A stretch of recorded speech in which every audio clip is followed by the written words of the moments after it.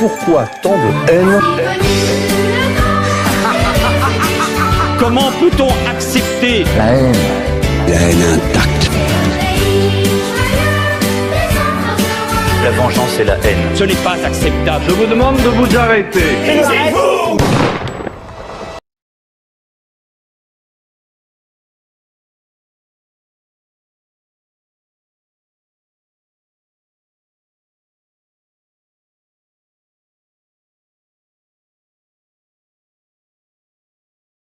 Bonjour, bienvenue pour votre nouvelle édition de Pourquoi tant de haine, édition consacrée aujourd'hui à un thème de fond, un sujet très magazine, comme on les aime à PTDH.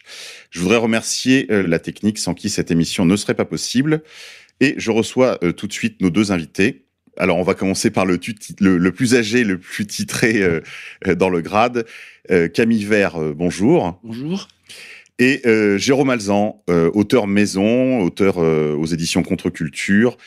Il est l'auteur du livre Mythes et réalité de la science. Alors Jérôme, vous êtes docteur en physique, auteur de nombreux articles scientifiques dans des revues internationales de premier ordre et enseignant également en prépa et dans diverses institutions. Camille Vert, quant à vous, vous êtes polytechnicien, ingénieur des mines, HEC-CPA, Télécom Paris-Tech, conférencier et ingénieur, si j'ai bien compris, à la ville. Donc, chers amis auditeurs, aujourd'hui, on a les grosses têtes, on a les premiers de la classe.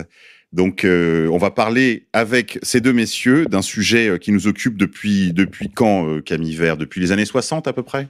Ces histoires ont été fabriquées dès 1965 par Monsieur Revel, Roger Revel, que Al Gore désigne comme son mentor. Voilà, donc vous voyez, c'est pas d'aujourd'hui. Cette histoire est déjà ancienne.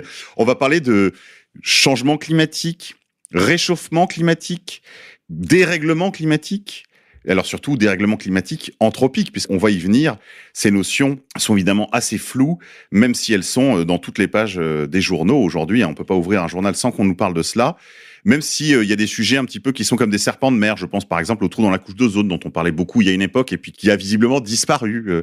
On va revenir sur toutes ces notions. Donc messieurs, je voudrais vous remercier déjà de votre présence à ce micro. Pour parler de ce sujet, je voudrais quand même rappeler à nos auditeurs que je suis pour ma part un militant de l'écologie intégrale, de l'écologie radicale même, et que cela ne m'empêche pas du tout de discuter et de promouvoir ces vérités scientifiques dont on va s'entretenir aujourd'hui, tout en conservant mon tropisme, pourrait-on dire, écologique, même d'écologie radicale, parce que, évidemment, la première chose qui doit nous préoccuper, c'est le service de la vérité. C'est le travail qu'on essaie de faire sur cette antenne, et je voudrais pour ça remercier la direction de m'avoir fait confiance dans cette belle aventure radiophonique. Alors, chers amis, on va commencer par le début. Alors, Camille Vert, est-ce que vous pouvez nous faire le portrait de ce que on appelle le réchauffement climatique? Quels sont les grands piliers sur lesquels repose cette fabrication?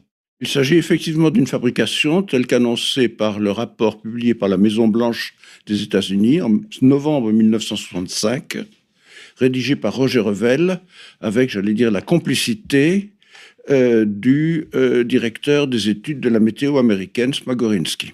Et dans ce texte, Roger Revel dit deux choses. La première, il y a un cycle du carbone qui ignore l'océan.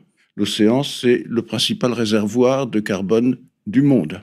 D'ailleurs, on devrait plutôt dire CO2, parce que le carbone, c'est abusif comme terminologie, c'est le gaz carbonique. Oui, mais dans l'océan, il est sous forme ionique. Et Smagorinsky, la météo américaine, alors Revel annonce que les histoires de rayonnement seront tirées au clair dans les 2 ans, parce qu'il n'avait pas bien compris ce dont il s'agissait. Et effectivement, Manabe et Weatherald, en 1967, ont pondu ce qu'on appelle le système modèle convectif radiatif-convectif, et qui est une grosse escroquerie, mais qui répond à la demande de Revel et de son patron, de la météo américaine, de fournir un moyen de calcul montrant que le CO2, le dioxyde de carbone, a un effet quelconque réchauffant.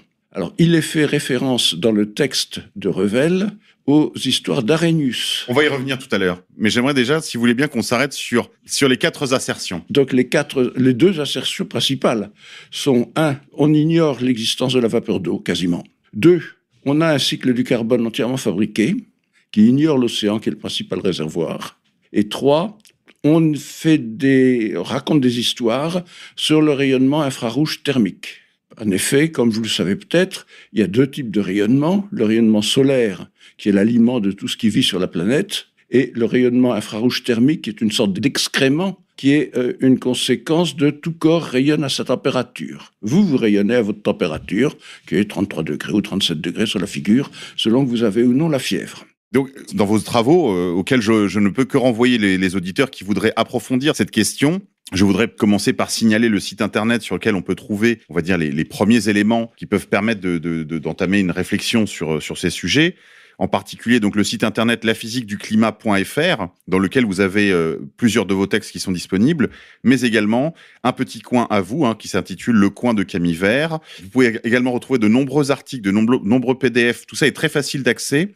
Il suffit de taper Camille Vert dans un moteur de recherche. Et on retrouve par exemple des articles de vous sur d'autres sites comme l'Éco-Critique, par exemple. Et je voudrais même donner la référence en fait d'un document, on y reviendra tout à l'heure, particulier sur lequel vous détaillez pas mal de ces fabrications, de ces mensonges. On va y revenir. Donc je voudrais quand même signaler que vous avez écrit un livre gratuit, qui est donc en ligne, qui est disponible en simple téléchargement sur ce site, laphysiqueduclimat.fr, qui s'intitule La physique du climat, mais qui ne traite pas du cycle du carbone. On peut retrouver en revanche vos travaux sur la physique du carbone en d'autres lieux, mais toujours disponibles donc sur ces plateformes. Une physique, dites-vous, du climat, physique vraie du climat, on pourrait même ajouter, puisque la climatologie n'est pas une physique, elle est plutôt une discipline rattachée, dites-vous, à la géographie ou aux sciences naturelles, mais certainement pas une physique. Je pense que ça, c'est un élément quand même important à détailler parce qu'on va le voir avec Jérôme, il y a un ensemble de problèmes méthodologiques qui permettent en fait aux mensonges, aux fabrications, aux arnaques de prospérer. Jérôme Alzan, vous avez été aussi l'auteur d'un cours à destination des sympathisants d'égalité et réconciliation qui s'intitule « Comprendre les statistiques ». Est-ce que vous pouvez nous dire un mot déjà sur, je crois que c'est très important, sur l'emploi des chiffres et en particulier l'emploi médiatique des chiffres? Déjà, quand on nous parle de changement climatique, en fait, la variable qui intervient le plus souvent dans le discours, c'est celle de température globale. Donc, on nous dit que la Terre se réchauffe depuis un siècle de 0,6, 0,7, ça dépend des études, degrés depuis un siècle. Et donc, en fait, la thèse du réchauffement climatique d'origine anthropique repose, en fait, sur une comparaison des chiffres de la température dans notre époque, donc dite époque industrielle, avec des chiffres du passé, donc l'époque médiévale. Donc en fait, quand on nous dit que la température se réchauffe, que la température s'élève, il faut donc faire une comparaison avec ce qui s'est passé dans le passé, sinon ça n'aurait pas de sens. Pour produire des courbes de température sur plusieurs millions d'années ou plusieurs dizaines de milliers d'années, on va dire, on va donc utiliser 3 types de données. Déjà, les données récentes, c'est les données satellitaires. Donc de mesure de température de la Terre, donc des données globales. Donc ça, c'est des données qui sont produites par les seuls États-Unis, et les données satellitaires sont, elles, produites depuis 1979. Donc déjà, il y a un problème avec ce type de données satellitaires, c'est que même les responsables du programme américain de monitoring de la Terre disent que ces données ne sont pas si fiables que ça, eux-mêmes, ceux qui ont promu ce programme. Donc leur nom, c'est John Christie et Roy Spencer, pour ceux qui veulent se renseigner. Donc ça, c'est un premier type de données. Ce qui est bien avec les scientifiques, c'est que vous n'êtes pas avare de noms. Quand ça discute, ça balance les noms des mecs en face direct. Je vais pas. C'est juste un détail. Ensuite, il y a les données qui sont produites par les thermomètres. Donc là, les thermomètres, ça existe depuis 2-3 siècles. D'ailleurs, je me rappelle plus la date exacte. C'est Celsius et. C'est 150. Voilà, c'est ça. Donc on produit en Europe. On mesure des températures localement, donc en France, en Allemagne, en Angleterre, à partir, en gros, du... Milieu 17e. Exactement. Donc, ça concerne essentiellement que la pointe occidentale de l'Europe, c'est-à-dire les pays avancés de l'époque, Allemagne, France, Angleterre. L'Italie n'est même pas dans la course. Il y avait les Anglais qui aussi prenaient des mesures de température, car ils avaient une puissance maritime énorme, donc ils relevaient des températures dans les océans selon leur route. Donc ça produit un deuxième type de jeu de données qui sont des données de température qui existent toujours aujourd'hui, mais qui sont uniquement sur la période du 19e siècle, uniquement d'origine européenne, Après, les Américains se grèvent dessus. Mais tout ce qui concerne l'Afrique, l'Asie, on n'a pas de données d'observation par thermomètre. Donc déjà, ça produit des données déjà parcellaires. Étrange, c'est Voilà. bizarre qu'il n'y ait aucun scientifique africain qui ait développé le thermomètre en 1800. C'est une question historique. Donc ça, c'est un deuxième type de jeu de données. Donc voilà, on a un deuxième type de jeu de données. Ensuite, pour reproduire des températures avant l'invention des thermomètres, on fait appel à des mesures indirectes. On peut par exemple mesurer la concentration d'isotope 18 de l'oxygène dans les bulles d'air bloquées, emprisonnées dans les carottes glaciaires. Exactement. Donc ça, à partir de au ça... pôle sud principalement. Au pôle sud, on reproduit des données très indirectes. On peut aussi mesurer la croissance des anneaux, des cercles des anneaux dans les troncs d'arbres. Donc ça s'appelle la dendrochronologie.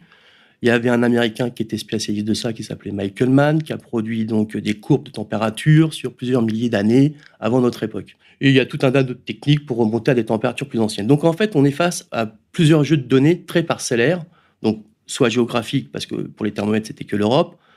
Pour les mesures satellitaires, c'est très récent, et les mesures précédentes, elles sont très indirectes. Et donc, en fait, les courbes produites sont des mélanges de toutes ces données. Donc, en fait, il y a des méthodes statistiques pour lisser tout ça, mais en fait, ce qui veut dire que les données produites, qui sont annoncées au grand public, sont des données très, travaillées, lissées, très raffinées. Tout donc, ça. en fait, ce que vous êtes en train de nous expliquer, j'explique pour ceux qui n'écoutent pas au fond de la classe, c'est qu'on a mélangé des carottes, des tomates et des navets. Exactement. Et on vous explique en fait que tout ça, c'est parfaitement établi, scientifique. Donc, d'un point de vue méthodologique, déjà, mélanger des données de différentes sources d'observation, normalement, on n'a pas le droit de le faire, mais on peut le comprendre que face à une science du climat qui est très complexe, on bricole un peu. Donc, vous seriez même prêt à accepter, je veux dire, sur le plan méthodologique, ces biais méthodologiques, Pourquoi pas, parce qu'on manque de données sur la longue durée. Exactement, mais là, il faudrait le dire au grand public que tout ça, ça a été retravaillé, lissé, raffiné, torturé dans tous les sens, et donc ce qui veut dire qu'en fait, on peut dire un peu n'importe quoi. Il y a une courbe fameuse qui a été produite dans un des rapports du GIEC, qui avait donné un scandale, c'est la fameuse courbe en forme de crosse de hockey. C'est comme ça que les Américains l'appellent, parce que c'est facile à parler au grand public. On voit une courbe de température très plate sur plusieurs milliers d'années, puis d'un seul coup qui remonte. Il se trouve que cette courbe, on a démontré depuis que ça avait été produit d'un artefact, même de malhonnêteté de la part de ce physicien américain, qui lui est devenu une star grâce à ça. Mais en fait, il y a des statisticiens canadiens qui ont démontré que cette courbe-là était foireuse. Maintenant, ils le reconnaissent eux-mêmes. Ça veut dire que la courbe que Al Gore nous présentait il y a 20 ans, cette fameuse courbe exponentielle. Et fabriquée, en fait. Est totalement fabriquée. On trouve sur de nombreux sites des gens qui la critiquent en long et en large. Donc, en fait, cette courbe-là a servi à Al Gore, d'ailleurs, pour annoncer la catastrophe à venir. C'est-à-dire, il y a 20 ans, on nous disait que dans 20 ans, ce serait catastrophique. Et pour l'instant, la catastrophe, je ne pense pas qu'elle soit vraiment d'origine climatique, à part le chahut d'étudiants dans les rues. La catastrophe, elle est plus économique et sociétale quelque part. Donc, Vous avez, au début de votre propos, Jérôme, parlé de réchauffement anthropique, de réchauffement climatique anthropique. Je crois que c'est très important, ça, parce qu'en réalité, vous constatez, comme d'autres, qu'il peut y avoir éventuellement, depuis 79, date à laquelle vous disiez on a commencé les mesures satellitaires des températures terrestres, on peut constater une hausse. Bon, une hausse légère. Mais le cœur du propos, c'est quand même que ce serait d'origine humaine, que ce réchauffement aurait une cause anthropique, c'est-à-dire que c'est l'activité humaine qui serait la cause principale, la cause motrice du réchauffement climatique. Est-ce que déjà, là, il n'y a pas un premier problème, je dirais, de méthode? Parce que la Terre se réchauffe, on pourrait très bien mettre ça sur le compte d'autres choses, des cycles naturels du climat, par exemple. On pourrait, par exemple, invoquer les variations de l'activité solaire. Alors là, c'est complexe. Alors, on va y revenir, mais pas Camille Vert. Le point important est que la température des océans dans la zone intertropicale règle les dégazages océaniques. Et que le dégazage de l'océan et là il suffit de superposer les courbes, elles se superposent très bien. Donc la variation du CO2 mesurée, de dioxyde de carbone mesuré au Mauna Loa, variation par exemple sur 12 mois, est strictement superposable aux températures de la zone de dégazage. Et c'est un phénomène physique extrêmement simple. Le dioxyde de carbone de l'océan voit sa pression, ce qu'on appelle la pression partielle, croître comme la puissance 12,5, de la température de l'eau. Par conséquent, une toute petite variation de la température de l'eau suffit à amplifier considérablement le dégazage. Et c'est ce qui est observé depuis qu'on a des mesures fiables de la température de la basse troposphère intertropicale, c'est-à-dire en gros depuis 1979, il y a une superposition de la dérivée par rapport au temps, c'est-à-dire de l'accroissement annuel de la teneur de l'air en CO2 au Mauna Loa et de la température de la zone intertropicale de dégazage, et ce pour avec une bonne raison, c'est que les 3/4, pour ne pas dire les 4/5 de la surface de la zone intertropicale est océanique. Donc, il suffit d'une toute petite variation de la température de surface de l'océan pour booster considérablement. Quand vous dites que les courbes se superposent, pour ceux qui n'avaient pas compris, c'est qu'en fait, il y a une relation de cause à effet. Donc, il y a une relation de cause à effet, et comme c'est les accroissements du CO2 qui sont proportionnels aux températures, on peut dire que le teneur en CO2, c'est la somme de ces accroissements, depuis 1958, depuis ce que l'on voudra. Et la somme de ces accroissements est donc l'effet des températures passées, qui implique une causalité. Donc la causalité, c'est température implique CO2 dans l'air. Et c'est bien vérifié à toutes sortes d'échelles de temps, mais parfaitement vérifié depuis que l'on a des courbes mesurées raisonnablement. Au Mauna Loa, loin de toute espèce de végétation, au milieu du Pacifique, à 19 degrés nord, et au pôle sud. Et les deux courbes, au Mauna Loa et au pôle sud, des accroissements des ppm, des accroissements de la teneur de l'air en dioxyde de carbone, sont superposables. Très bien. Je voudrais signaler une autre ressource documentaire à nos auditeurs. C'est l'important livre de Pascal Bernardin, L'Empire écologique ou la subversion de l'écologie par le mondialisme, aux éditions Notre-Dame-des-Grâces. Alors, je ne sais pas s'il est encore disponible parce que c'est un livre qui est sorti, si je ne dis pas de sottises, en 1999. Et c'est vraiment... Alors, c'est un très, très gros pavé. Ça ne se lit pas comme un roman. Hein. C'est plutôt, on pourrait dire, une sorte de manuel, presque un usuel, pourrait-on dire, sur la question du climat. Et on va y revenir sur les implications, sur les arrière-pensées politiques, en fait, de toute cette fabrication en deuxième partie d'émission. Mais je voudrais quand même signaler cet ouvrage qui, dès les années 2000, m'avait mis sur la piste de la variation de l'activité du Soleil en rapport avec l'éventuelle variation de température et augmentation des volumes de CO2 dans l'atmosphère terrestre. Jérôme Alzan, est-ce qu'on peut revenir sur cette thèse qui, là aussi, établit une relation de cause à effet entre l'activité solaire, les volumes de CO2 et la température terrestre à l'activité solaire, donc parce que là aussi les courbes se superposent, comme disait tout à l'heure Camille Vert, c'est-à-dire qu'il y a bien une relation de cause à effet de l'un à l'autre. Alors ici, en fait, il faut tenir compte de plusieurs choses. Quand on parle de climat de la Terre, donc ce climat, il est influencé, on a dit, il serait influencé par l'activité humaine, donc ce qu'on appelle la cause anthropique.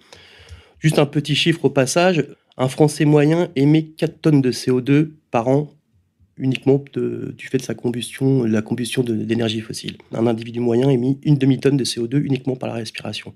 Nous, on absorbe de l'oxygène, on expire du CO2. Donc, c'est pour donner des chiffres. Si on voudrait vraiment réduire la teneur en CO2, si on admet que c'est la cause, admettons, hein, on pourrait réduire la population humaine, ça ferait moins d'émissions de CO2. Mais pour revenir à... Visiblement, il y en a d'autres qui ont eu la même idée que vous. Mais les causes les facteurs qui influencent le climat, ils sont multiples. Il y a effectivement l'activité solaire, je vais y revenir, mais il y en a d'autres. Il y a aussi l'activité volcanique. Oui, Pascal Bernardin donne des exemples justement de volume de CO2 relâché dans l'atmosphère par une éruption volcanique qui équivaut parfois à une petite révolution industrielle anglaise, une petite révolution industrielle américaine. Même bien plus, j'ai les chiffres ici, je ne vais pas les donner. Donc, donnons juste un ordre de grandeur. On parle de quoi en ordre de grandeur? Ça pourrait être des millions de fois plus, quoi. Si on parle d'éruptions vraiment très rares, celles qui sont passées il y a des millions d'années, c'est sans commune mesure. Oui, pour donner juste un ordre de grandeur, il y a 38 000 milliards de tonnes de carbone dans l'océan, sous différentes formes, qui dégagent sous forme de CO2. Voilà, donc 38 000 milliards. Dans la végétation et les sols, 2500. Et dans l'air, presque 900. Et le total, le cumul des émissions de carbone depuis le début de la révolution industrielle fait moins de 1% de ce carbone qui circule entre l'océan, l'atmosphère et la végétation. Voilà. 1%. 1%. Et par ailleurs, le CO2 et le carbone en général, c'est aussi une des briques essentielles de la vie. Votre corps, c'est du carbone plus de l'eau. C'est H2O. C'est la formule même des sucres et de tout ce qui vit sur Terre. Et c'est produit par de l'eau, du CO2 et de la lumière solaire par la photosynthèse. Et il est très remarquable que la production primaire de la végétation, qui a été retracée par des Australiens publiée en 2020, montre qu'il y a une augmentation de presque 40% de la productivité de la végétation depuis l'an 1900. 40%. C'est-à-dire que nous avons une végétation et plus à manger pour tous sur Terre, puisque la végétation fournit aux herbivores, qui fournissent aux carnivores, qui fournissent à ceux qui mangent les carnivores, etc. Et vous avez donc une augmentation extraordinairement bénéfique de la productivité primaire de la végétation, et ceci d'ailleurs n'est pas très contesté et masqué par le GIEC dans ses rapports. Ils ne contestent pas. Ils contestent pas, ils tournent autour. Ils contournent. Ils appellent ça le verdissement et ils ne contestent pas. Le verdissement est bien montré par les satellites depuis 40 ans. Donc ça veut dire que là, aujourd'hui, la biomasse, en fait, ne cesse de croître sur la planète. La biomasse croît à proportion de la teneur de l'air en dioxyde de carbone. Il y a plus de forêts en France aujourd'hui qu'il y a un siècle. Donc en fait, loin d'être un polluant, parce que ça c'est quand même la première assertion. C'est la nourriture de tout ce qui vit sur Terre. Voilà. Il faut insister là-dessus. Le CO2, c'est pas un polluant. Voilà, parce que l'assertion numéro 1 de la thèse du réchauffement climatique anthropique, c'est que le CO2 est un polluant. Et là, vous nous dites... C'est la nourriture de tout ce qui vit sur Terre. Nos poumons en sont pleins, enfin bon, peu importe. Non, c'est pas du tout un polluant. Mais les humains, en fait, en sont pleins, à moins de considérer tous les humains comme des polluants. Sauf les morts, mais bon. Alors, revenons quand même sur l'activité solaire, si vous voulez, messieurs, 2 minutes. Jérôme Alzan, reprenez votre raisonnement sur l'activité solaire, s'il vous plaît, et sa corrélation éventuelle avec l'augmentation de CO2 dans l'atmosphère terrestre, et d'une part, et d'autre part, l'augmentation relative de la température atmosphérique. Déjà, le fait qu'il y a encore des études sur l'influence de l'activité solaire sur le réchauffement climatique montre que la thèse n'est pas du tout établie. Parce que si la thèse était établie, science is settled, comme disait Al Gore, on n'aurait plus besoin de financer des activités de recherche. L'influence de l'activité solaire sur le climat de la Terre, il est le suivant. En fait, c'est pas du tout une question d'intensité lumineuse, c'est une question que le Soleil, il y a un champ magnétique qui enveloppe le Soleil qui varie. Ce champ magnétique peut dévier des particules qui proviennent de l'espace, on appelle ça les rayons cosmiques, et donc suivant la force de l'écran magnétique produit par le Soleil, peut dévier plus ou moins les particules qui viennent de l'espace, et donc suivant que le champ magnétique solaire est faible ou fort, on a plus ou moins de particules cosmiques qui traversent l'atmosphère. Ces particules cosmiques, quand elles traversent l'atmosphère, produisent ce qu'on appelle des noyaux de nucléation et donc ça influence la couverture nuageuse. Couverture nuageuse elle-même qui influence la quantité de rayonnement reçu sur Terre. Donc en fait, le raisonnement il est très indirect. Là, il y a eu beaucoup d'articles récemment, même dans des grosses revues. D'ailleurs, c'est une femme russe qui s'occupe de ça, qui est assez respectée, je ne me rappelle plus de son nom. Berkova. Exactement. Sa thèse est respectée, donc elle montre qu'il y a une corrélation directe entre le cycle climatique terrestre et le cycle solaire. Ça, c'est très bien documenté en plus, parce que c'est relié à des études sur les fameuses taches solaires, donc ça, on connaît bien. Et donc, c'est vraiment des études à prendre très au sérieux, que même les scientifiques respectent tous. Alors, ce qui veut dire qu'en fait, que les rapports du GIEC sont en réalité très orientés. Parce que, bien sûr, ils prennent en compte toutes ces études, mais les conclusions qui sont les conclusions qu'on retrouve dans le fameux, comment s'appelle, le rapport pour les décideurs, les decision makers. Donc, tout ça, c'est toujours ignoré dans les rapports finaux. Dans les rapports intermédiaires, c'est évoqué. En fait, le problème, c'est pas la thèse du GIEC. C'est la thèse qui est relayée par les médias dans le rapport destiné aux décideurs. Oui.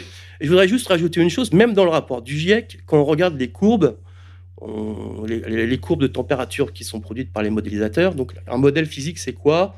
En physique, il y a la physique expérimentale, donc on fait des expériences, on récolte des données. Il y a la physique théorique, on fait les calculs à la main, on utilise des concepts. Et il y a aussi la modélisation où les équations étant trop difficiles à résoudre, on met tout ça dans un ordinateur et on fait tourner des codes de simulation qui reproduisent des données, les données du futur. A priori, on nous dit, on prévoit que dans 50 ans, il fera telle ou telle température. Alors même dans les rapports du GIEC, il y a au moins 50 modèles différents utilisés. Il y en a même une cinquantaine à peu près, qui viennent de différentes études, de différents groupes de recherche. Il n'y a aucun de ces 50 modèles qui reproduit le même résultat. Ils divergent tous les uns par rapport aux autres. Et ça, on a oublié de le dire dans le journal du matin. Et ils divergent fortement. C'est-à-dire qu'il y a des modèles qui prévoient une augmentation de plus 0,2, d'autres plus 1,5, et toutes les courbes sont très différentes. Donc en fait, il n'y a même pas consensus au sein de la communauté scientifique sur la solidité du truc. Oui. Il faut bien voir que la notion de température moyenne mondiale n'a pas de sens. Déjà, premier Oui, parce point. qu'on n'habite pas dans un endroit moyen. On n'abrite pas dans un endroit moyen et vous pouvez faire la moyenne du pôle sud, de l'Himalaya, du Sahara et de l'Arabie Saoudite. Ça n'a pas de sens. Pas plus que de faire la moyenne des numéros de téléphone dans un annuaire téléphonique. Ça n'a aucun sens, mais c'est ce qui est utilisé par les fraudeurs de manière à dissimuler le fait que les résultats, même en moyenne mondiale, de leur modèle sont à 2 ou 3 degrés près des observations. Donc, par exemple, le modèle de l'Institut Pierre-Simon Laplace est à 3 degrés en dessous des observations. Le modèle de la NASA est à 2 degrés au-dessus des observations. Et si vous reprenez une période historique telle que 1920-1945, sur laquelle on a quand même quelques mesures, et que vous traciez les résultats des modèles, non pas en anomalie, non pas en écart à une certaine moyenne, mais en valeur, en degrés, en vrais degrés, eh bien, vous avez n'importe quoi entre 12 et 18 degrés, une dynamique de 6 degrés. Et donc, pour masquer cette grande variété de résultats, ils ont imaginé de prendre non pas la température telle qu'on la vit, même en moyenne mondiale d'ailleurs, mais de prendre ce qu'ils appellent une anomalie. C'est-à-dire que vous prenez la moyenne sur 30 ans du résultat du calcul et, au miracle, là, vous obtenez une croissance de l'écart de la température actuelle à cette moyenne. Mais si le programme est faux et donne 3 degrés de plus ou 3 degrés de moins, on ne le voit plus, puisque vous avez fait la moyenne sur des valeurs qui sont 3 degrés au-dessus de la réalité, et vous montrez des évolutions de cette différence entre ce qui est calculé et la moyenne de ce qui a été calculé. Donc vous restez à l'intérieur du même programme. Et donc vous évitez ainsi la confrontation avec la réalité. Or, comme vous le savez, en science, il suffit d'une observation pour détruire les modèles ou les théories les plus établies. Bien sûr, vous rappelez en effet qu'il y a donc 4 assertions principales donc, de cette théorie du réchauffement climatique anthropique et qu'une seule assertion fausse suffirait à ce que tout l'édifice s'écroule. Et vous dites aussi qu'elles sont toutes les 4 fausses. Par exemple, prenons la seconde assertion. Le CO2 reste 100 ans dans les airs.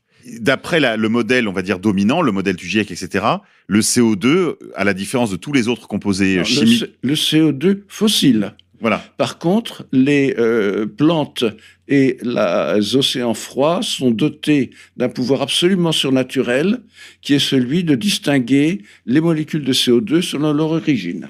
Et donc ça, vous êtes obligé d'y croire, c'est le GIEC qui le dit. Le GIEC vous a dit, la moitié des émissions anthropiques depuis 1751 sont restées dans l'air. Et quand on creuse un peu cette assertion totalement démente, on est totalement démente parce que la durée de vie d'une molécule de CO2 dans l'air, la demi-vie, c'est-à-dire la probabilité d'avoir été absorbée, est de 3 ans et demi. Au bout de 3 ans et demi, il y a 50% de probabilité qu'une molécule ait été absorbée. Par conséquent, elle ne peut pas rester 100 ans dans l'air, sauf à supposer des choses tout à fait surnaturelles, telles que le don de double vue des océans et de la végétation et des feuilles de la végétation. C'est absurde. Donc, voilà, deuxième assertion aberrante. Chaque année, l'atmosphère se comporte comme un réservoir un peu bizarre, dont la sortie est toujours le 5e, en milliards de tonnes par an, est toujours le 5e du contenu. Donc quand vous rentrez 1, il y a 5 dans le réservoir et il sort 1, en gros. Quand vous rentrez 2, il y a 10 dans le réservoir et il sort 2. Et pourquoi ? Parce que la végétation et les océans absorbent plus quand la pression partielle du dioxyde de carbone dans l'air augmente. C'est tout bête. Et on a vu tout à l'heure cette augmentation de 40% de la productivité de la végétation, c'est-à-dire que la végétation absorbe 40% de CO2 de plus qu'elle n'absorbait en l'an 1900, ou en pré-industriel comme on voudra. Et pour les océans, c'est une règle physique que c'est la différence des pressions partielles dans l'air et dans l'eau qui fait que ça descend dans l'eau. Alors, juste troisième assertion, parce qu'on a dit une seule serait fausse, que tout l'édifice s'écroule. Donc là, on en est déjà à 2. Le CO2 n'est pas un polluant. 2, le CO2 anthropique ne reste pas indéfiniment dans l'atmosphère. C'est surnaturel. Troisième assertion, les cycles climatiques n'existent plus ou sont sans effet depuis 1950, dites-vous. Donc, le GIEC affirme que le réchauffement au CO2, c'est-à-dire sa thèse principale, n'existe en pratique que depuis 1950. Et pas de bol pour lui, de 1950 à 1975, en beaucoup d'endroits, la température a baissé. Par conséquent, il ne reste plus que 1980, 2010 ou 2020. Et quand vous comparez la croissance des températures entre 1910 et 1950 et entre 1980 et 2010, cette croissance est presque superposable. Les valeurs ne sont pas tout à fait les mêmes. Il y a des écarts de peanuts. Mais la croissance est la même. Et ça correspond à un cycle bien documenté, découvert d'ailleurs par les pêcheries de saumon de l'Ouest américain, en Oregon, et qui est un cycle de 60 ans, qui ensuite a été bien documenté et qu'on retrouve partout.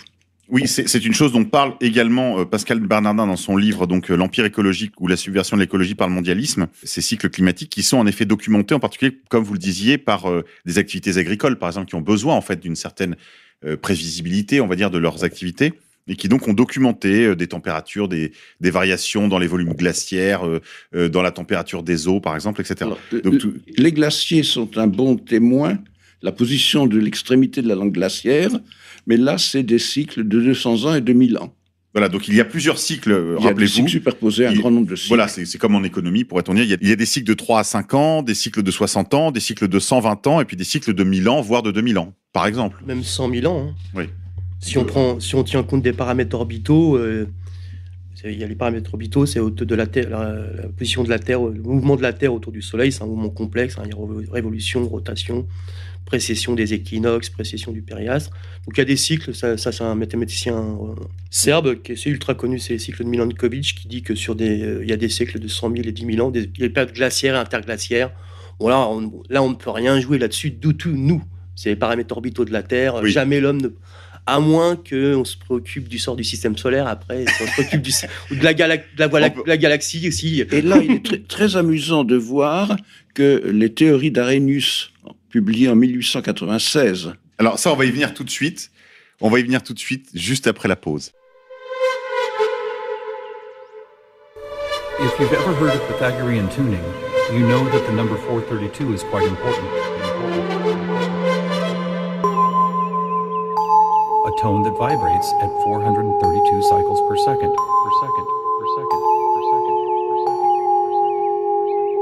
But in our quest to find a universal language based on mathematics and frequency, this particular note represents a significant piece of coincidental evidence. Another F sharp. It just happens to be the same number.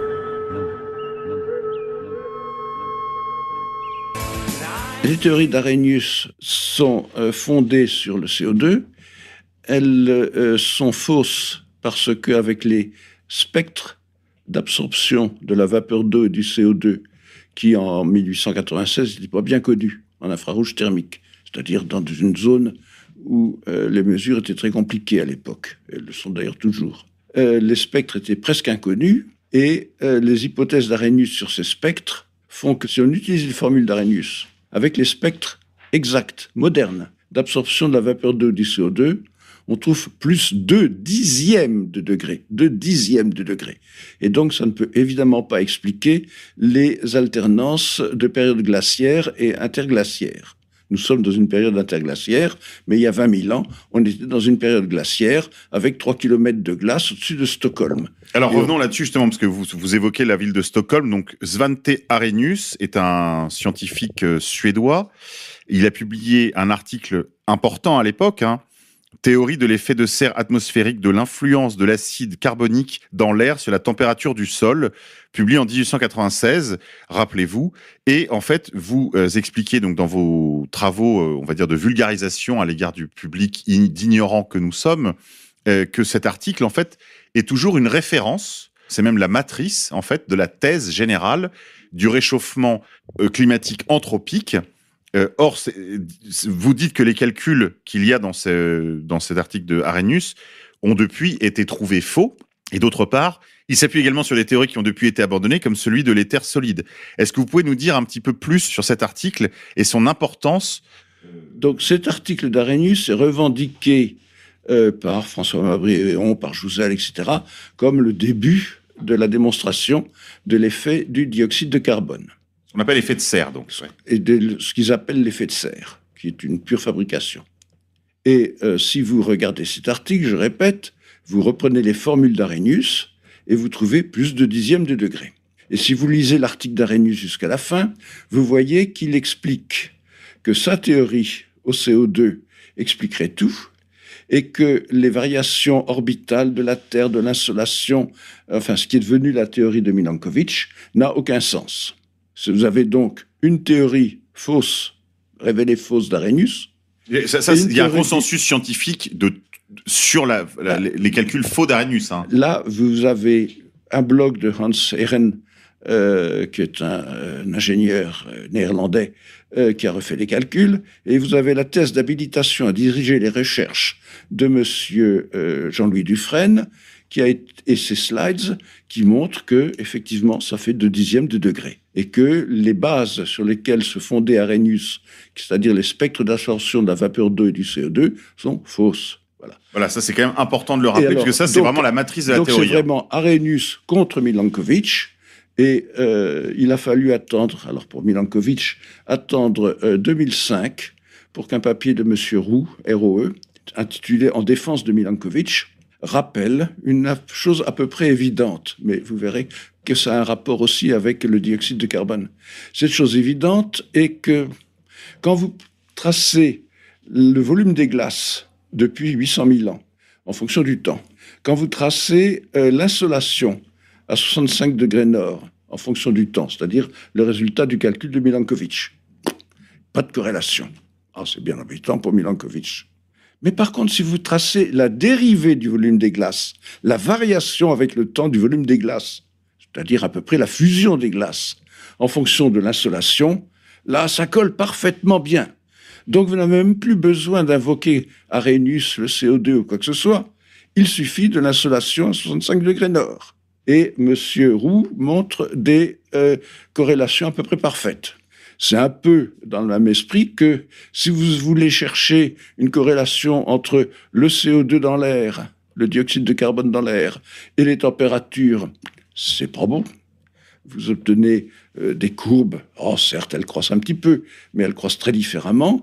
Et en statistique, on a depuis une quarantaine d'années des moyens techniques de calcul pour voir si une série doit être dérivée 1 fois, 2 fois, 36 fois, avant d'être corrélée avec une autre série. Parce qu'on ne peut corréler que des séries stationnaires entre elles. Et ça, les économistes pratiquent tous les jours. Oui, ils le savent bien. Ils le savent bien qu'il y a des erreurs à ne pas faire.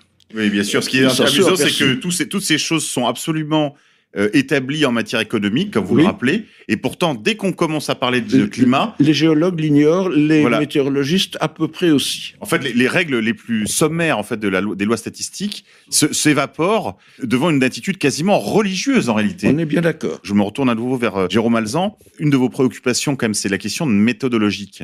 Vous avez une approche, on pourrait dire, épistémologique des sciences. C'est d'ailleurs le sujet de votre ouvrage, aux éditions Contre-Culture. Il y a quand même beaucoup d'aspects, on va dire, méthodologiques.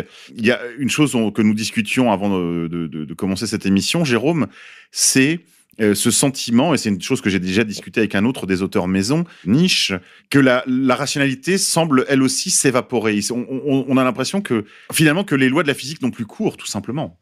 Alors là, je pense qu'il faudrait parler de comment fonctionne la recherche aujourd'hui. D'ailleurs, j'en avais parlé dans mon livre. Il y a une sociologie de la recherche à faire. Donc déjà, il y a 6 millions de chercheurs dans le monde actuellement.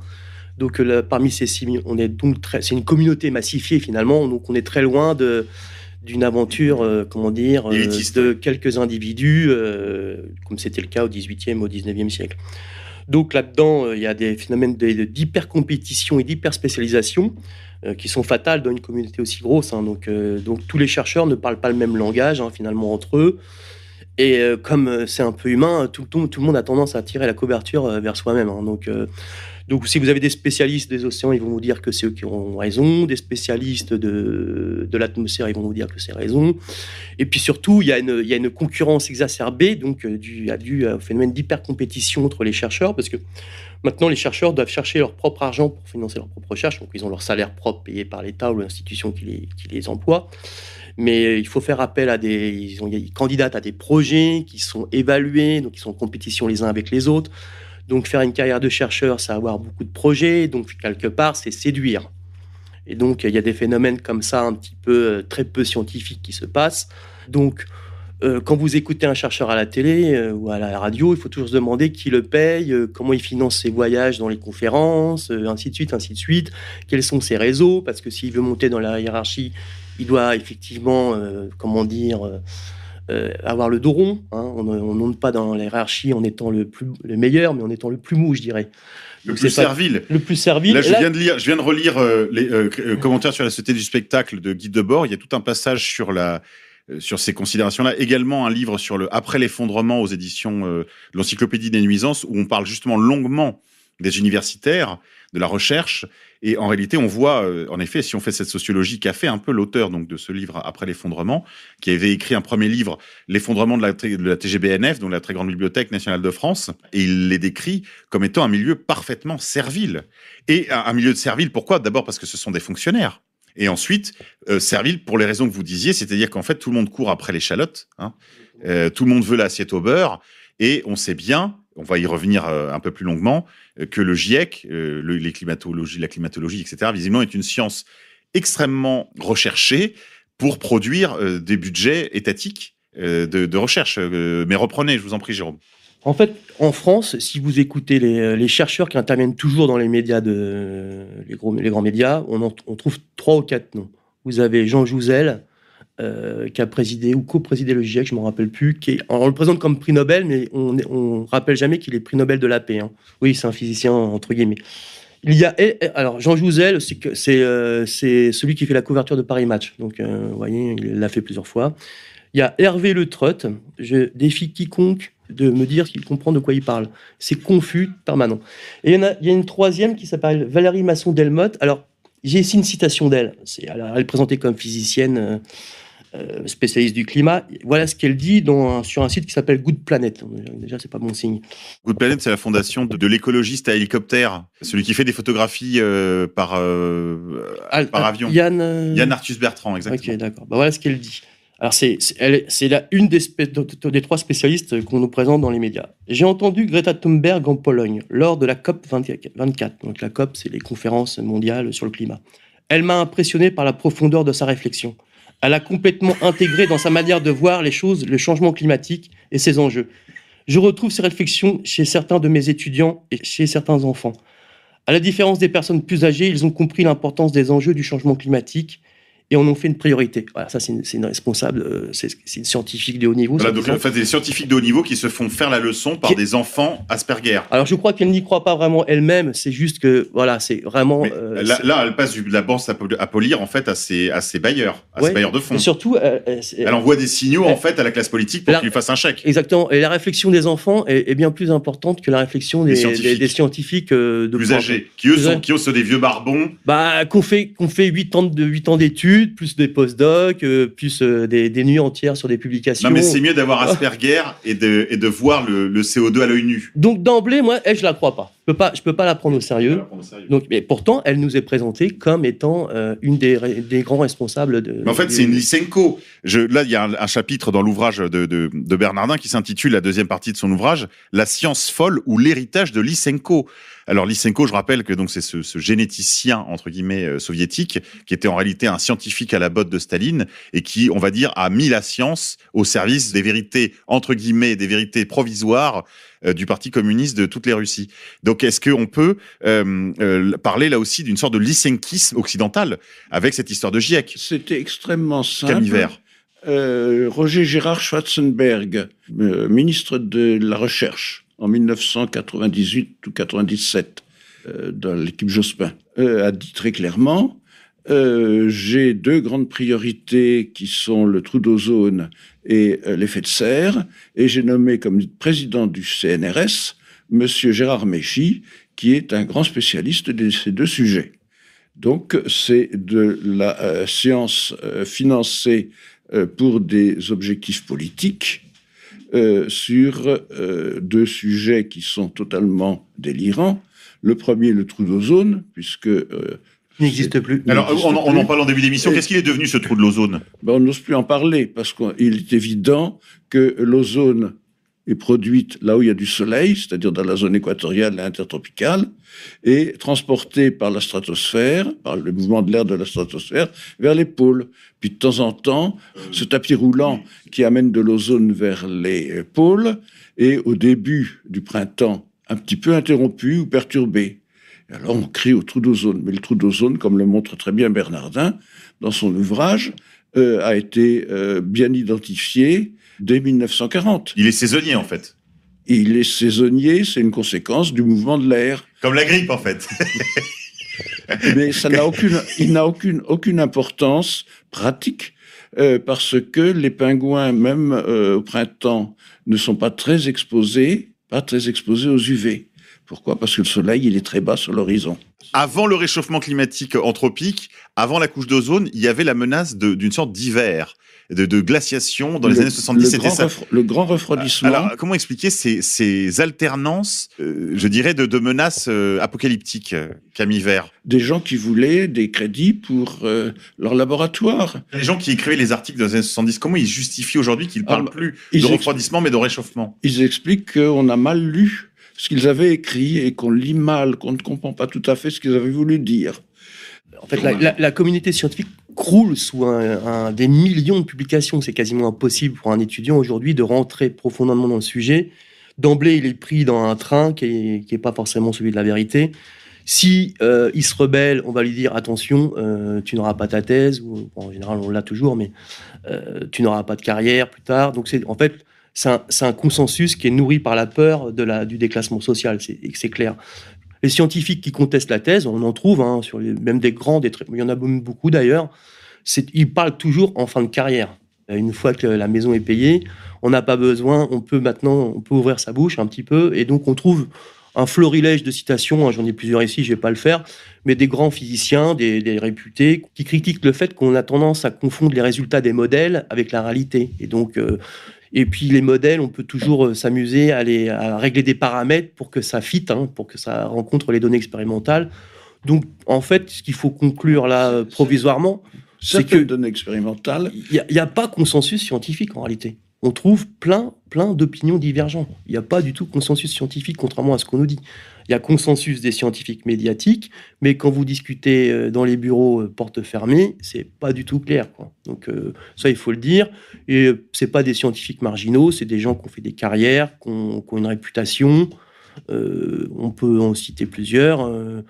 Même des très vieux. Récemment, il y avait un physicien américain qui s'appelait Freeman Dyson. Il est mort. C'était vraiment un génie, qui a critiqué pendant 20 ans cette thèse du réchauffement climatique. Il se présente lui-même comme un hérétique, parce qu'en fait, il y a une dimension maintenant, il faudra peut-être l'évoquer, une dimension religieuse et politique. Camille Vert.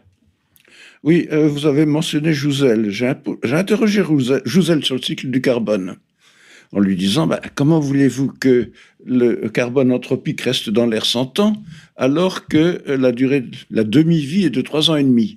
Et il a dit, il a baratiné dans le vide pendant quelques minutes pour dire mais c'est l'isotope 14 du carbone qui permet de le démontrer.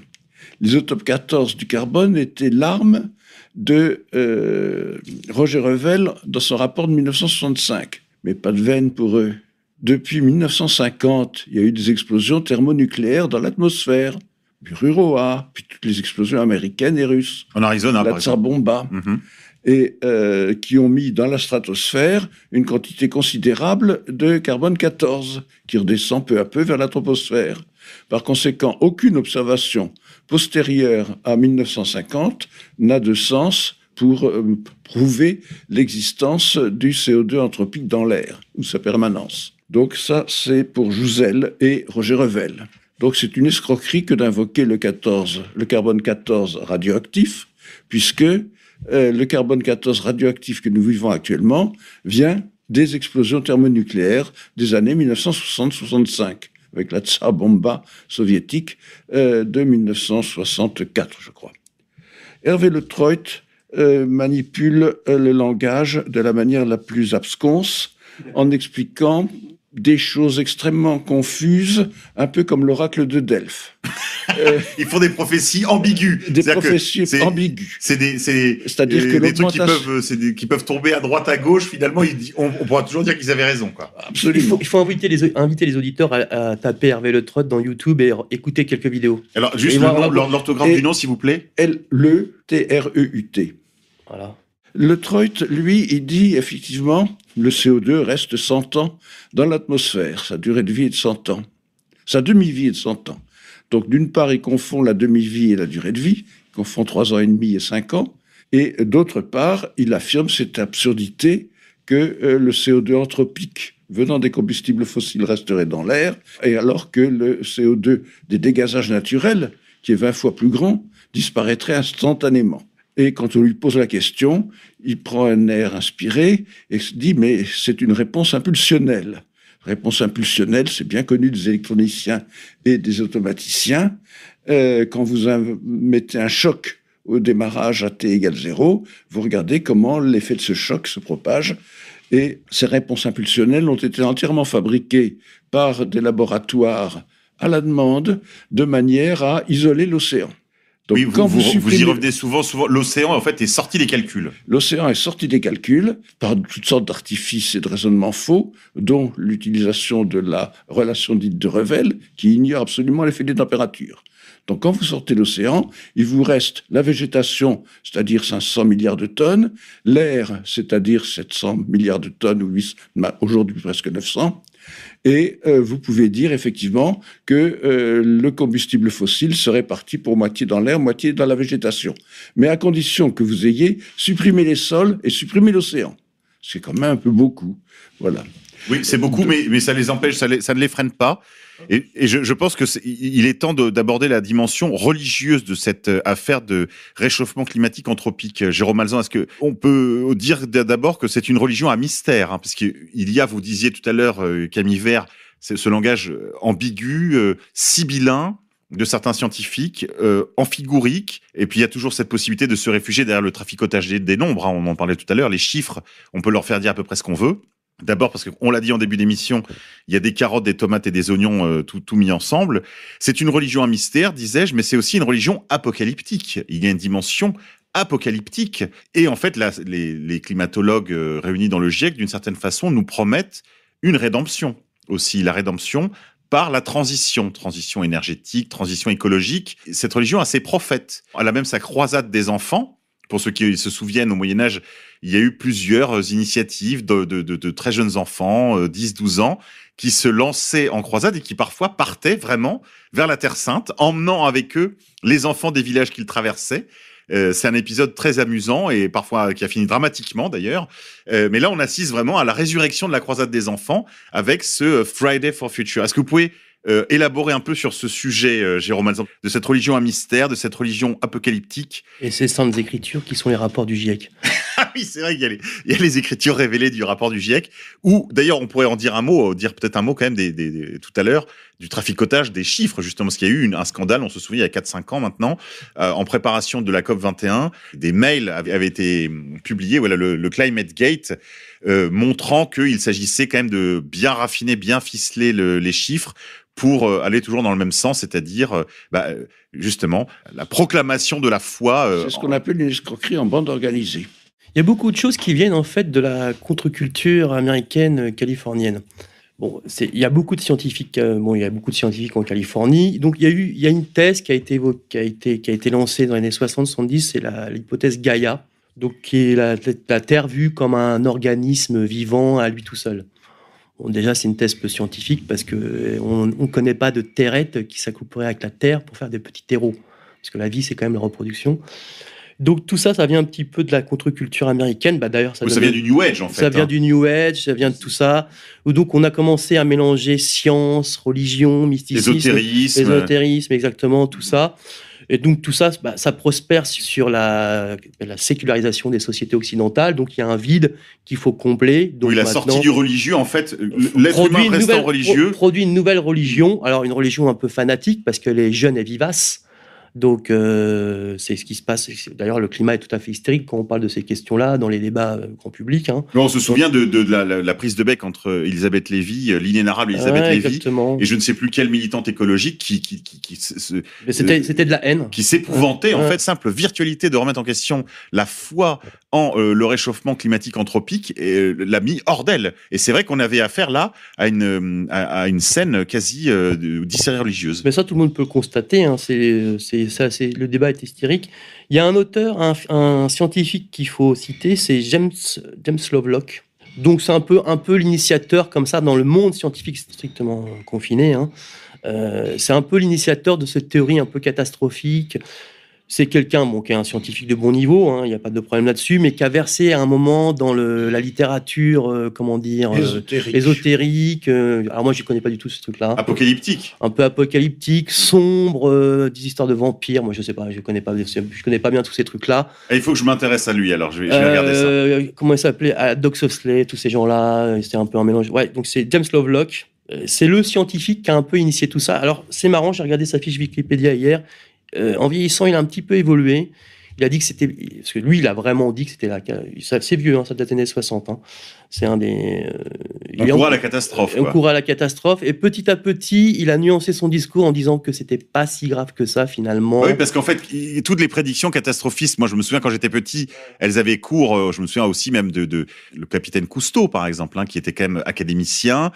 C'est vrai que ces prévisions apocalyptiques ne se sont pas révélées vraies. On en parlait tout à l'heure, Al Gore nous avait promis les pluies de criquets, les rivières de sang, et rien du tout. Dans son film Une vérité qui dérange, et si on le regarde aujourd'hui... oui, c'était 2001, on est d'accord, 2001. C'est ça. Et aujourd'hui, on est en 2020, on est 19 ans plus tard. Normalement, il nous avait dit dans 20 ans, hein, Jérôme Malzan. Ouais, c'est ça. Et justement, est-ce qu'à un moment donné, quelqu'un leur met, leurs prédictions sous les yeux, sous le nez ? Je pense qu'on joue sur l'effet perte de mémoire de la population. En fait, tout est très vite oublié en permanence aujourd'hui. Donc, en fait, le problème, il est même plus vraiment scientifique. Il est le problème qu'une information bouscule l'autre du jour au lendemain. Donc, plus personne vraiment s'intéresse au fond des choses. Enfin, en fait, le truc, c'est que la question, elle est brouillée. La question est brouillée par l'orchestration des médias. Il suffit d'écouter BFM. Ils ont un discours à sens unique. En fait, la question est brouillée. En fait, si on rentre un peu dans le fond du sujet, qu'on va sur des forums, on voit que c'est beaucoup plus nuancé que ça, beaucoup moins catastrophique, beaucoup plus, nuancé. Donc, les gens vont plus dans le détail. Alors, c'est aussi le problème de la complexité de ce sujet, c'est que c'est une foire d'empoigne. Les forums, il y en a des milliers, des blogs, il y en a des milliers. Il y en a qui vont vous parler de ça, de glace, de machin, de trucs. On ne sait plus trop s'y retrouver. On perd la tête, en fait. Et c'est très dur d'avoir de la hauteur de vue sur un sujet comme ça. Donc, il faut interroger les scientifiques qui sont... En fait, il faut écouter les personnages nuancés. C'est tout simplement ça. Oui, je crois qu'il faut déjà revenir à la raison, parce que moi, je suis un être religieux, je suis catholique. Et justement, je crois que ma foi catholique me préserve des fausses religions en circulation, parce que la place est occupée d'une certaine manière. La place est occupée, et donc moi j'ai mes mystères, j'ai ma foi, voilà, et cette fonction de la vie humaine est occupée. Et je crois que c'est du fait justement de cette sortie du religieux que prospèrent les fausses religions de type New Age, aussi bien que le projet Gaïa, qui, entre autres, puisqu'on parlait des aspects, de certaines facettes de cette religion, il y en a une autre. Cette foi, on le disait, on nous oppose toujours l'argument du consensus scientifique. Tous les scientifiques en conviennent. Nier le réchauffement climatique anthropique, c'est être contre le consensus scientifique. C'est être un hérétique. Voilà, c'est être un hérétique. Or, la définition de la foi, selon saint Augustin, c'est ce qui a toujours été cru par tous et partout. Donc, on est vraiment là dans la définition de la foi. Camille Vert, vous qui êtes un vrai scientifique, qui êtes un vrai physicien, qui êtes un homme qui a la tête sur les épaules, vous qui avez été le premier de la classe, expliquez-nous, vos confrères qui ont fait comme vous, les grandes écoles, etc., comment prospère cette religion dans un univers qui est quand même fait d'être raisonnable et d'être rationnel? Ils ont beaucoup de mal à concevoir le cycle du carbone, donc ils croient à ce que raconte M. Jancovici, M. Jouzel, et que le carbone anthropique, mais pas l'autre, reste perpétuellement dans l'air. C'est absolument hallucinant. Mais ils y croient. Ou ils font semblant d'y croire. On est toujours dans l'ordre de la croyance. C'est une telle absurdité. Mais il ne se pose pas la question. M. Jancovici peut dire, vous voyez, le carbone reste perpétuellement dans l'air. Par conséquent, vous allez cuire. Les océans vont bouillir. Et vous-même, Camille Vert, avez-vous le sentiment d'avoir été anathémisé par vos confrères? Ah, mais ils ne veulent surtout pas entendre. Il faut croire. Ça a été écrit par le GIEC. Donc, il faut croire. Donc, c'est une religion, en fait, à mystère, dans le sens où il faut croire sans avoir vu, alors. C'est absolument hallucinant. Il faut oublier toute espèce de rationalité et surtout ne pas refaire les calculs par soi-même. Non, mais les lois de la mathématique ont encore cours dans vos discussions, rassurez-moi. Non. Non. Pas plus que les lois de la physique, c'est-à-dire le dégazage, parce que c'est un sujet un peu compliqué qui n'intéresse pas grand monde. C'est un sujet de l'équilibre des carbonates dans l'eau de mer. La physique des carbonates dans l'eau de mer, bon, c'est des choses bien connues, mais qui sont pas passionnantes, à vrai dire. Les techniciens, les ingénieurs ont d'autres chats à fouetter, mais quand on fait le calcul, le résultat, il est là. Et les calculs, ça se fait maintenant très facilement. Je crois que là, si on réduit tout notre raisonnement de cette histoire-là, le fait qu'on a quitté la Terre, qu'on a quitté la rationalité, qu'on a quitté le cercle du raisonnable, selon moi, il y a une raison cachée à tout cela. Elle n'est pas cachée. Revel, en 1965, avait fait payer par Rockefeller, la fondation Rockefeller, sa première conférence sur le dioxyde de carbone en 1963. Maurice Strong, qui a lancé le GIEC en 1988, c'était dès 1972 proclamé, il était secrétaire général adjoint des Nations Unies, canadien, c'était dès 1972 proclamé du programme des Nations Unies pour l'environnement. Et il a fait alliance avec l'Organisation météorologique mondiale de Bert Bolin en 1988. Bert Bolin a été le premier président du GIEC. Donc ce sont les mêmes qu'on retrouve à tous les étages, qui ont leur idéologie, leur source de financement, il faut bien le dire, et qui propagent, à l'époque, Maurice Strong, Rockefeller, etc., voulaient un gouvernement mondial, évidemment. Donc il faut des problèmes mondiaux. Pour justifier le gouvernement mondial, il faut des problèmes mondiaux. Et pour terroriser les gens, Rockefeller l'a dit très clairement, il nous faut une bonne histoire à raconter aux gens pour les terroriser, afin qu'ils oublient de réfléchir. Donc, ils ont fabriqué, en 1974, Dumont, candidat à la présidentielle, annoncé il n'y aura plus d'eau. Le Dorlo, dans 20-30 ans, il n'y en aura plus. Il pleut toujours autant. En France, et même dans le monde, les pluies sont toujours les mêmes. Ensuite, en 1984, on a inventé le trou d'ozone. On a même fait une convention de Montréal en 1987 pour interdire un produit qui ne rapportait plus rien à Monsanto, les CFC, parce que les brevets étaient tombés dans le domaine public. Pour expliquer à nos auditeurs, en fait, c'est un gaz qu'il y avait dans les bombes aérosols déodorants, etc. Dans les réfrigérateurs, c'est un grand... Bon, et donc le CFC a été interdit internationalement parce qu'il ne rapportait plus rien à Monsanto. Toute comparaison avec des histoires de médicaments et de Covid, évidemment, est fortuite. Oui, je rappelle que là aussi, il y a un chapitre là-dessus dans le livre de Pascal Bernardin, L'Empire écologique. Je voudrais signaler un autre document dont Camille Vert est l'auteur, La pseudoscience dévoilée. Vous devez absolument aller lire cet ouvrage. Donc, je vais vous donner l'URL, https://veigrek.rs48.monsite-page-5EDA3DD5D2009.html. Dans ce document, alors là, vous avez là déjà l'adresse du site de Camille Vert. Dans ce document, vous aurez tous les premiers chapitres touchant à ce qu'il appelle la responsabilité civile pour escroquerie en bande organisée. Il y a tout un détail, des points généraux sur l'escroquerie, sur l'abus de confiance, etc., sur la notion de bande organisée également. Et puis, vous rappelez aussi les articles de loi, en particulier l'article 1240 du Code civil, donc sur la responsabilité civile, parce que, dites-vous, en fait, tout cela est intentionnel. Il y a beaucoup de sous à faire. Alors, on a parlé tout à l'heure avec Jérôme Alzan du financement des laboratoires, de la recherche. Là, il y a évidemment un petit billet à prendre, mais il y a beaucoup plus que cela, puisque vous rappelez qu'il y a des points qui sont soigneusement cachés dans l'ordre scientifique, donc sur le cycle du carbone, mais aussi et surtout le fait que des fonctionnaires qui avaient connaissance de tout cela, qui étaient donc des chercheurs, des universitaires, etc., ont participé en fait à une escroquerie en bande organisée afin d'obtenir des financements et des privilèges. Est-ce que vous pouvez nous dire un mot de cela, s'il vous plaît, Camille Vert ?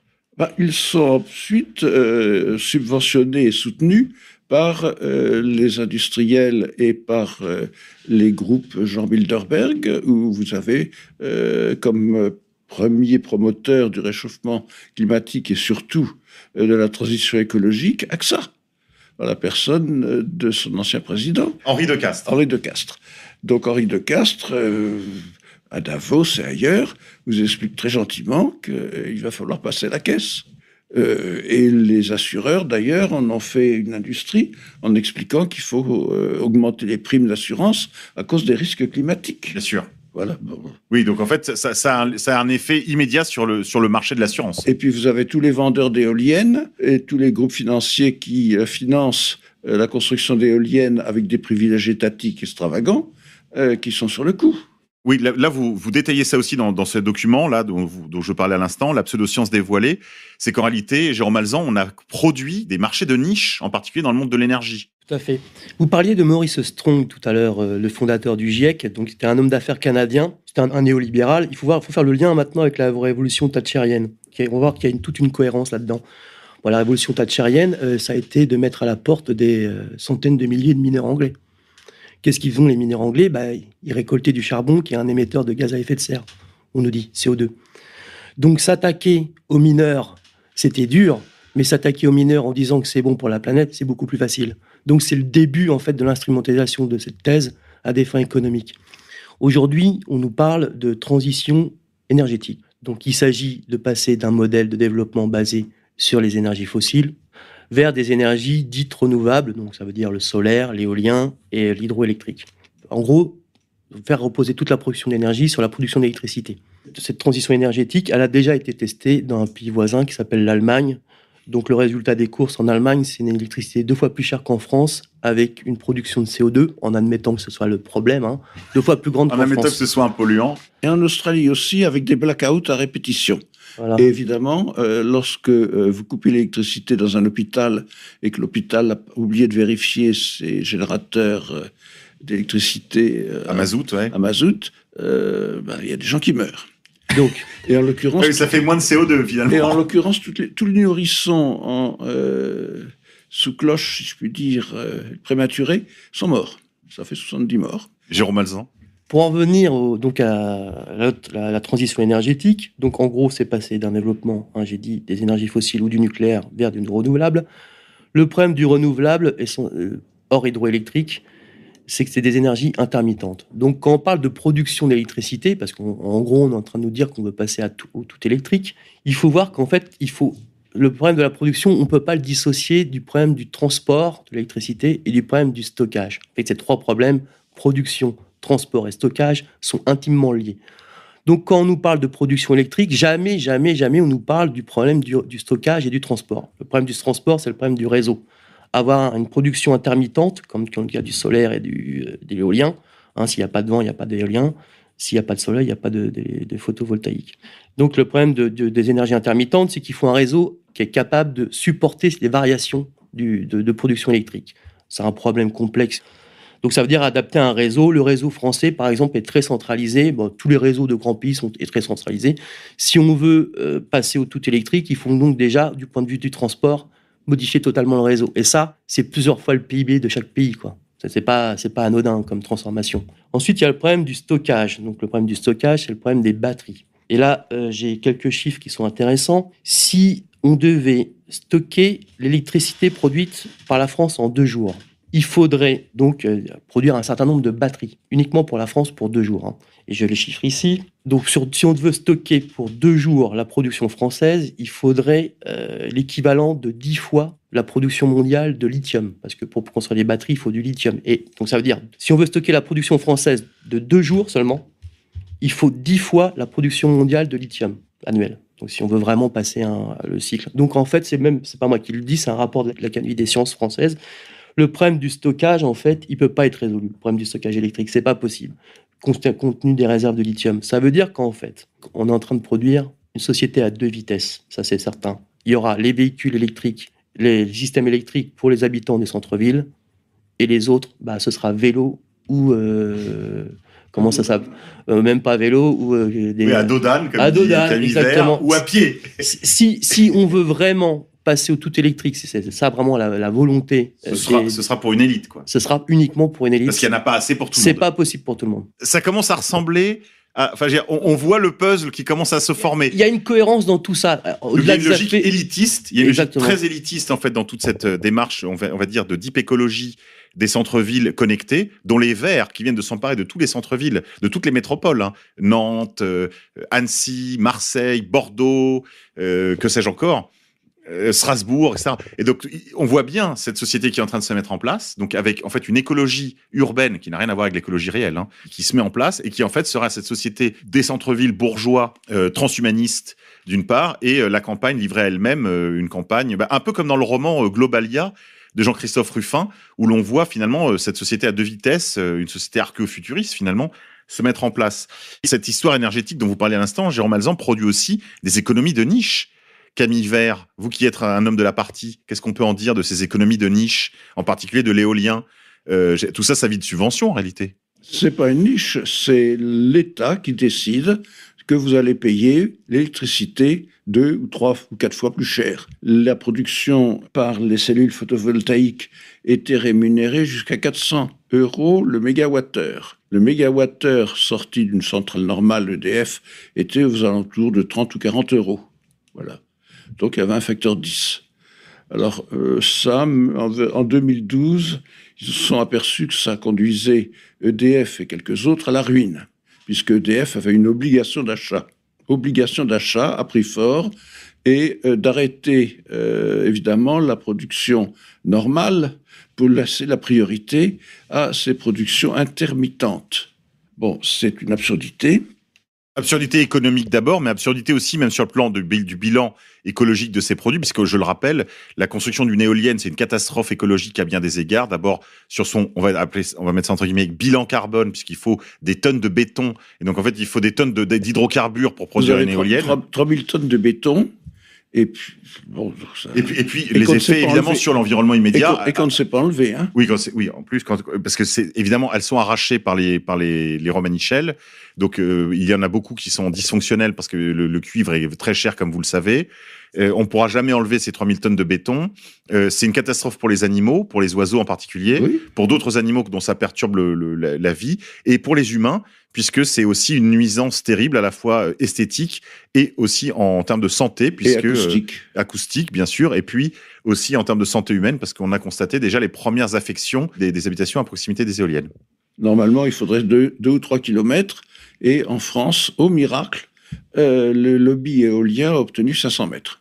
Il faudrait peut-être aussi pointer du doigt les responsabilités de l'Union européenne qui impose la concurrence sur le secteur de la production électrique, la production énergétique en général. Donc c'est ce que disait monsieur. On oblige EDF à revendre son électricité à perte à des opérateurs dits extérieurs, qui sont donc en fait des opérateurs extérieurs qui ne possèdent aucune usine de production, qui sont juste des gestionnaires. C'est un peu comme si on obligeait un boulanger à vendre son pain. Il vend son pain 1 €. On obligeait un boulanger à vendre son pain à quelqu'un qui ne produit pas de pain, qui n'a pas de boulangerie. On l'oblige à le vendre 90 centimes pour que l'autre le distribue à 1,05 par exemple. On peut imaginer, donc c'est donc une dérégulation du marché de l'énergie qui est voulue par l'Union européenne. Donc il suffit de regarder la télévision, voir les publicités pour les opérateurs. On vous dit, et en plus c'est très facile maintenant, un clic, on change d'opérateur. Et d'ailleurs, il faudra vérifier si sur le long terme ça vaut tant de coûts que ça. Donc EDF, c'est la vache à lait qui produit une électricité peu chère, effectivement, par rapport à ses centrales. et qu'on oblige à vendre, à perdre son électricité pour que des opérateurs extérieurs, entre autres suédois d'ailleurs, j'ai vu les publicités récemment dans la rue, où on nous dit qu'on va vous vendre de l'électricité verte, ce qui ne veut pas dire grand-chose d'ailleurs. Mais bon, ça c'est très intéressant que vous parliez de ça parce que Greta Thunberg, pour ceux que ça intéresse, je suis sûr que c'est lié, quoi. C'est complètement lié. Je vais vous dire tout de suite. Il y a nos camarades de Red Ice, donc qui est une chaîne de l'alt-right suédo-américaine. Ils ont fait une enquête très approfondie sur Greta Thunberg et ses soutiens en Suède. Et en fait, les groupes qui sont derrière Greta Thunberg sont des groupes très liés au Parti social-démocrate suédois, qui, comme vous le savez, le parti monopolistique de la vie politique suédoise, et qui, évidemment, eux sont très liés à des intérêts industriels de l'énergie, je vous le donne en mille. Voilà. Et Greta Thunberg, évidemment, est une fabrication. Elle a été fabriquée comme l'ont été les Femen par d'autres entités. C'est ce qu'on appelle de la technologie politique. Elle a été montée de toutes pièces. C'est une enfant, en fait, qui est l'objet d'une sorte d'abus, on pourrait dire. C'est des abus sur enfants handicapés, qui plus est.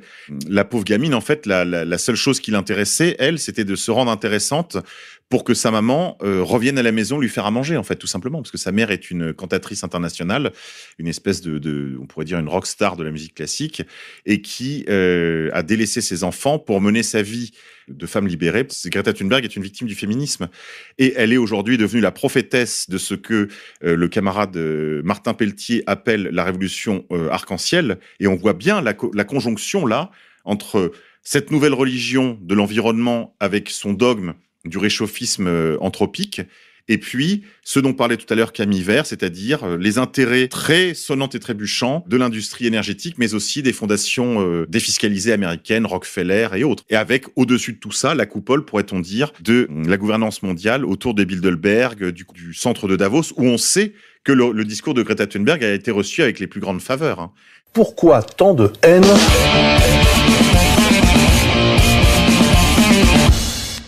Par rapport aux événements extrêmes, là, on bassine tout ça toujours à la télévision. On nous cite toujours « c'est l'été le plus chaud jamais enregistré ». Alors, j'ai 2 chiffres pour l'histoire de France. En 1709, hiver sibérien avec 600 000 morts. Je crois qu'il y avait 20 millions de sujets à l'époque en France.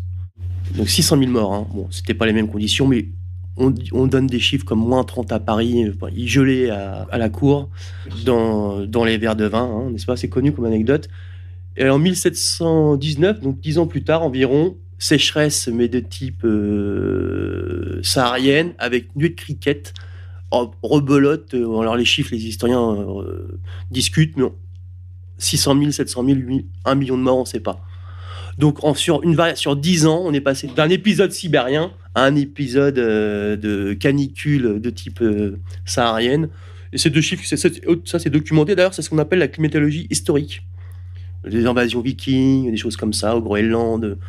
Voilà, donc c'est ceci pour rappeler aux personnes que, certes, il y a des catastrophes, il y a toujours eu de catastrophes, mais il y a eu des catastrophes dans le passé qui étaient bien plus grandes. Et en fait, il y a aussi le problème, c'est qu'il y a de plus en plus de gens sur le littoral, et donc il y a de plus en plus de compagnies d'assurance dont les événements sont plus répertoriés. Donc on a l'impression qu'il y a un phénomène catastrophique, mais qui est juste un effet de loupe.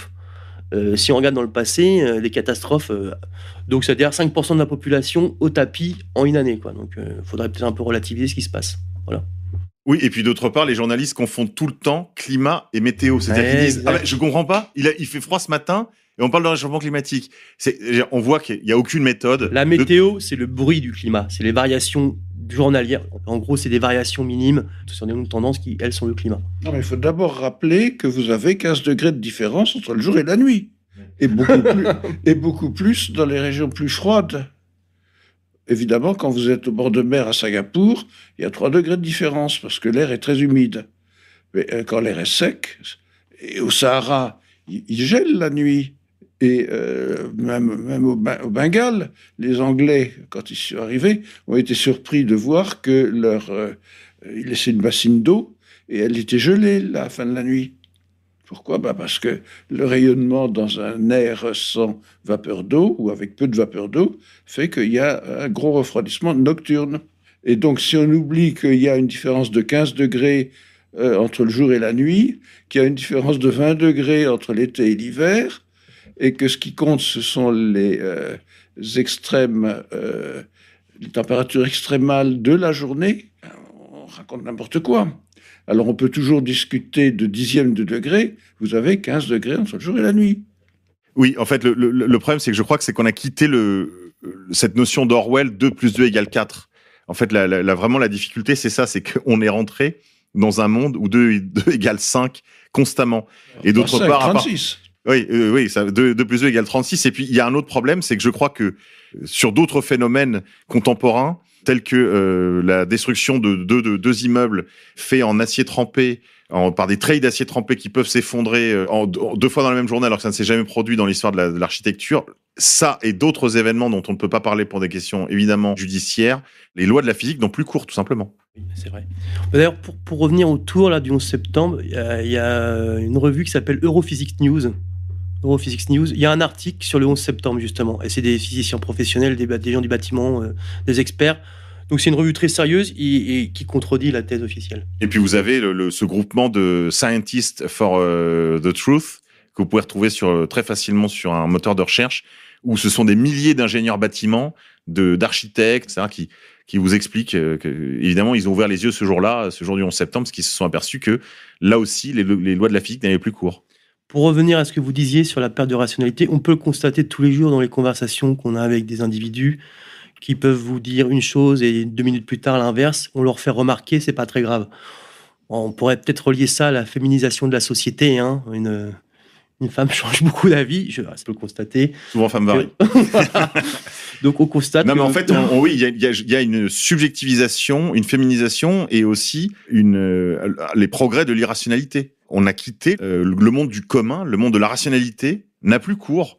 Les lois de la physique sont suspendues. Elles sont relatives en réalité. Elles sont relatives. D'après ce qu'on nous dit. Voilà. Non, mais elles sont relatives, oui. Mais d'après ce qu'on nous dit. Ah oui. Une loi est valable jusqu'à ce qu'une observation dise le contraire. Une seule observation suffit à imposer de réviser un peu ce que l'on croyait. Réviser. Bah oui, revoir, oui. Corriger. Où est l'erreur ?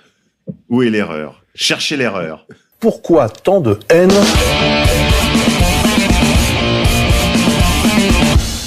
Chers amis auditeurs, j'espère que vous avez une idée un peu plus précise de ce qui s'est joué autour de cette religion nouvelle du réchauffisme anthropique. Un dernier mot quand même avant de se quitter sur la plus grande arnaque, mais dans les annales judiciaires, c'est véritablement la plus grande arnaque jamais vue à ce jour, qui a été la fraude à la TVA sur les quotas de carbone. Est-ce que vous pouvez nous en dire un mot, Jérôme, de ça ? Juste, quel était le principe ? En gros, c'est des droits d'émission de CO2. Vous avez des usines qui ont le droit d'émettre tant de CO2. Donc, en gros, si elles émettent tant de CO2, il faut qu'elles achètent des droits d'émission. Donc, il y a une TVA, évidemment, sur ces droits. Donc, après, je ne connais pas le détail de l'arnaque. Je ne suis pas israélien. L'arnaque, je vais vous l'expliquer. Mais en revanche, juste un mot sur la bourse aux droits à polluer. Est-ce qu'on peut expliquer, messieurs, ce système-là, qui a été mis en place, je crois, d'ailleurs, par Al Gore ? Oui, Al Gore était le principal actionnaire du Chicago Stock Exchange, consacré aux échanges de droits d'émission de CO2. Et de droit à polluer, hein, parce que dans leur idée, le CO2 est un polluant. Donc en fait, ils ont même mis dans leur logique complètement folle, ils émettent des droits à polluer, ce qui est quand on y pense, complètement fou. Ils émettent des indulgences. Enfin, c'est encore un aspect religieux, des indulgences. Un aspect purement religieux, mais ça se monnaie. Donc Al Gore a fait sa fortune en vendant, si je puis dire, des droits d'émission de CO2, des indulgences sur l'autre monde à venir, et a racheté d'ailleurs aussi l'European Stock Exchange consacré aux échanges de CO2. Je ne sais plus où il en est à Luxembourg. Et évidemment, tous ces échanges fictifs sur des droits fictifs, puisque ça découle de calculs un peu compliqués pour savoir telle industrie cimentière ou telle centrale électrique ou telle raffinerie va émettre tant de CO2. Est-ce l'Union européenne leur attribue un droit d'émission, mais ces droits d'émission s'est réduit avec les années, de manière à rendre les émissions de CO2 de plus en plus onéreuses. Donc les raffineries, les usines d'aluminium, etc., ont quitté l'Union européenne. C'est aussi bête que ça. Total est en train de fermer la raffinerie de Grandchamp. La raffinerie de la Med, je crois, est un petit peu en cours de transformation. On a transformé en raffinerie écologique traitant de l'huile de palme, fournissant des écocarburants dont on sait qu'ils sont beaucoup moins efficaces et beaucoup moins rentables en termes de physique que les hydrocarbures normaux.